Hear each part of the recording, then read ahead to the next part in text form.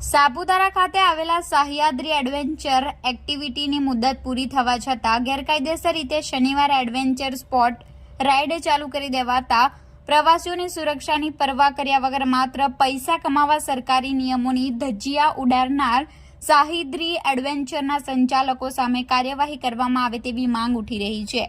મળતી માહિતી અનુસાર ગિરિમથક સાપુતારા ખાતે બોટિંગ, રોપવે, પેરાગ્લાઇડિંગ એક્ટિવિટીઓને પ્રવાસીઓની સુરક્ષાની વ્યવસ્થા સાથે મંજૂરી આપવામાં આવી છે। ત્યારે હાલ સહ્યાદ્રી એક્ટિવિટીની મંજૂરી પૂર્ણ થઈ જવા છતાં ગેરકાયદેસર રીતે શનિવારે એડવેન્ચર સ્પોટ્સ ચાલુ કરી દેવાતા પ્રવાસીઓની સુરક્ષાની અનદેખી કરવામાં આવી રહ્યું છે।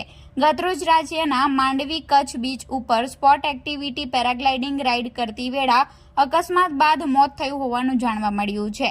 ત્યારે સાપુતારાના નોટિફાઈડ એરિયા કચેરીની સામે આવેલા સહ્યાદ્રી એડવેન્ચરના સંચાલકો દ્વારા તંત્રની મંજૂરી વગર એક્ટિવિટી ચાલુ કરી પૈસા કમાવાની લાલચે પ્રવાસીઓની સુરક્ષાની કોઈ વ્યવસ્થા કરવામાં આવી નથી। તેવા કિસ્સામાં સહ્યાદ્રી એડવેન્ચર સ્પોટમાં કોઈ ટેકનિકલ ખામી સર્જાય અને કોઈ મોટો અકસ્માત થાય તો તે કોની જવાબદારી નક્કી કરવામાં આવે તે એક સવાલ થાય છે।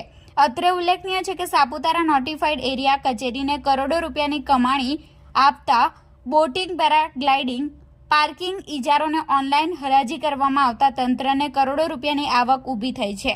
ત્યારે આ સહ્યાદ્રી એડવેન્ચર સ્પોટ એક્ટિવિટીને માત્ર એક વ્યક્તિને કોઈપણ પ્રકારે જાહેર હરાજી કે ઓનલાઈન હરાજી કર્યા વગર આપી દેવાતા કરોડો રૂપિયાની આવક સરકારી તિજોરીને બદલે કોના ગજવામાં જાય છે તે તપાસનો વિષય બન્યો છે।